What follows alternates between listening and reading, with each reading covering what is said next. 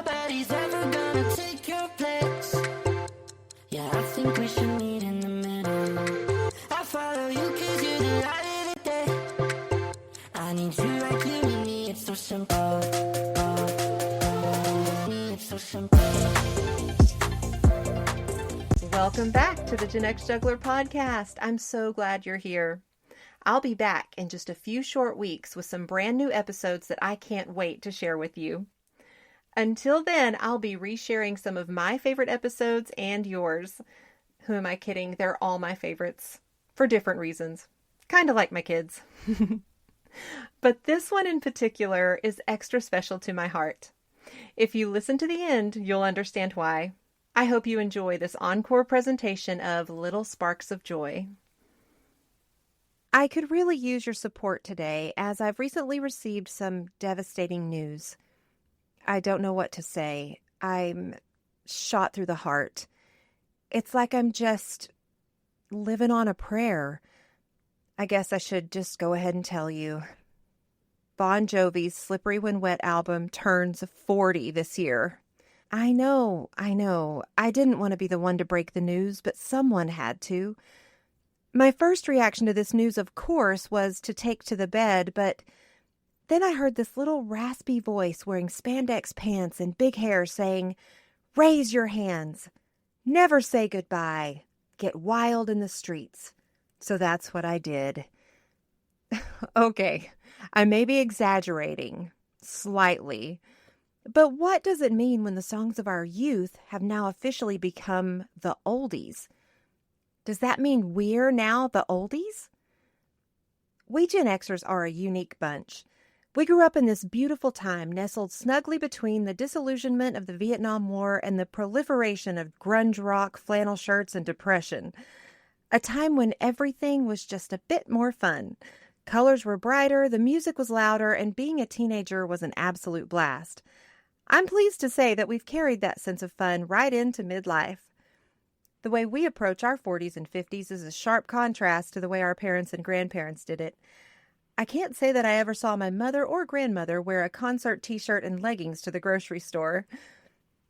I recently saw a meme on my Facebook page that featured older women from, I would assume, around the 1960s. They had wash and set curled hair, horn-rimmed glasses, and were wearing polyester knit pants of various colors with floral or polka-dotted blouses. If we were to take out our old family photo albums right now, we are guaranteed to find pictures of our grandmothers looking exactly like these ladies. Across the top of the photo was written the shocking caption, "They were 45. Yes, we do it differently. And just like Bon Jovi, we still look good. But how did we manage to age gracefully? I think it's safe to say that for the vast majority of us, it's not from clean living in our youth.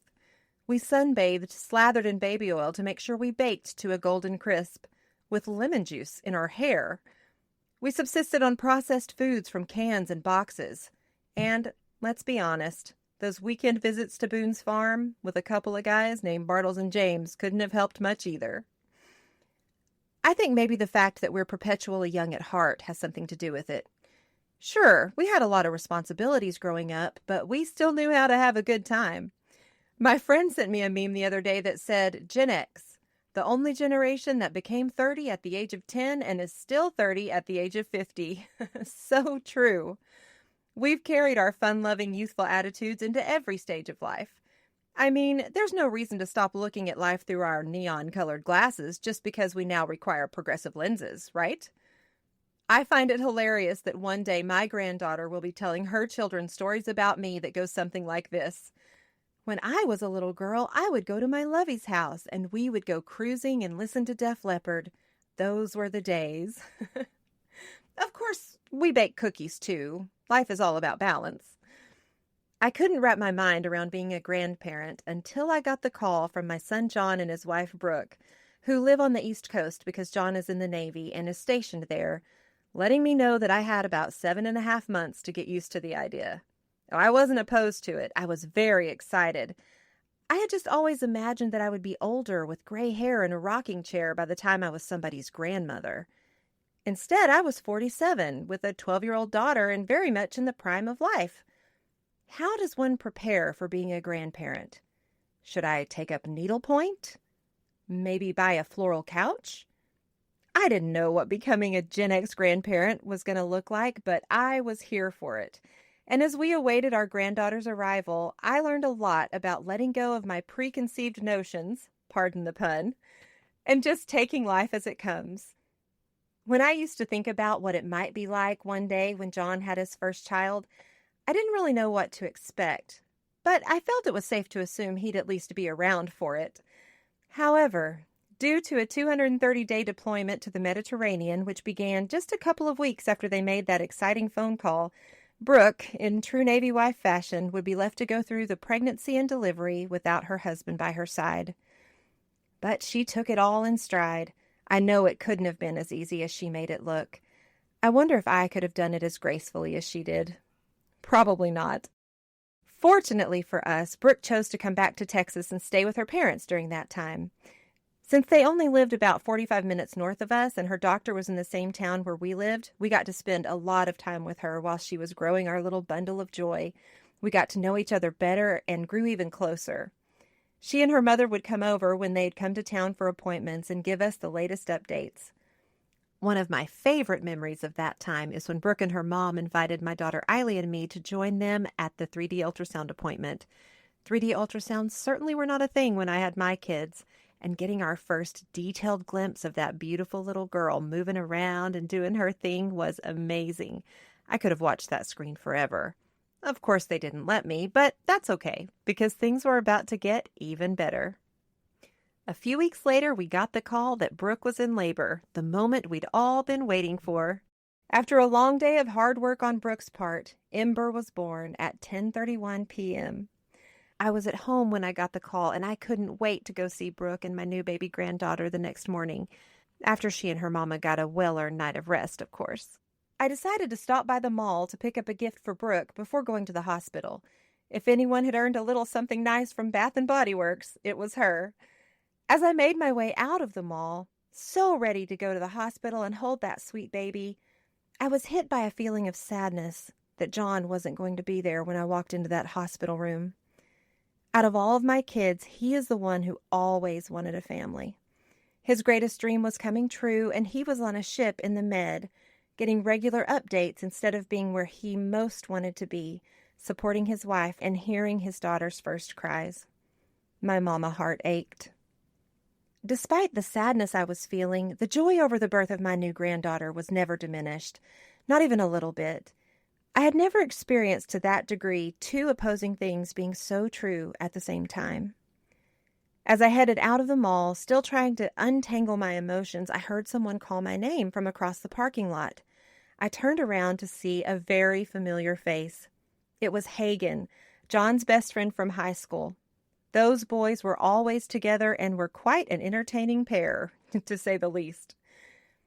Hagen and I hadn't seen each other for a while, so we shared a big hug, and he caught me up on how he was doing, told me about some accomplishments he was really proud of, and introduced me to his little daughters. I told him that I was on my way to see John's new baby, and we celebrated that news together. After one more hug goodbye, I got in my car to drive that final mile to meet my new granddaughter, and I realized my sadness had lifted. When I tell that story, I always say I couldn't have John in that moment, so God sent me Hagen. I finally made it to the hospital and got to meet and snuggle my precious little granddaughter. She was pretty and pink and so perfect. She had 10 little toes and 10 little fingers, and I was wrapped around every single one of them. 1 month and many snuggles later, John finally got to meet her too. Eiley and I accompanied Brooke and Ember to the East Coast to welcome John home from his long deployment. Seeing him come off of that ship and into the arms of his new little family was a moment I'll treasure forever. I want to share a little bit of that moment with you, so I've posted a short of John's homecoming on the Gen X Juggler YouTube channel. I'll add the link in the description. Although, if you're kind of sappy like me, you might want to grab a Kleenex before you watch it. And now, my precious little granddaughter is going to be 2 very soon. She's beautiful like her mama and precocious like her daddy. I am her lovey, and she is my Ember, who brings me little sparks of joy every day. They still live on the East Coast, so we only get to enjoy her in person a few times each year, but thanks to FaceTime, we get to see each other and play virtually several days a week. We play peekaboo, sing songs, color. She even makes me treats in her little kitchen. I love it when she answers the phone and says, Hi, Nubby. She recently learned to tell jokes, which is so fun. This is her favorite one to tell. Do what? What? Get the butt. For those of you who don't speak toddler, that was the famous, guess what, chicken butt.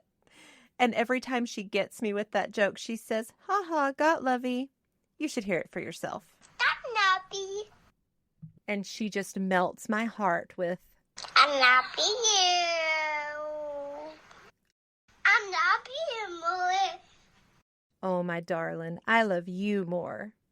Needless to say, being a grandparent is totally awesome and an absolute blast.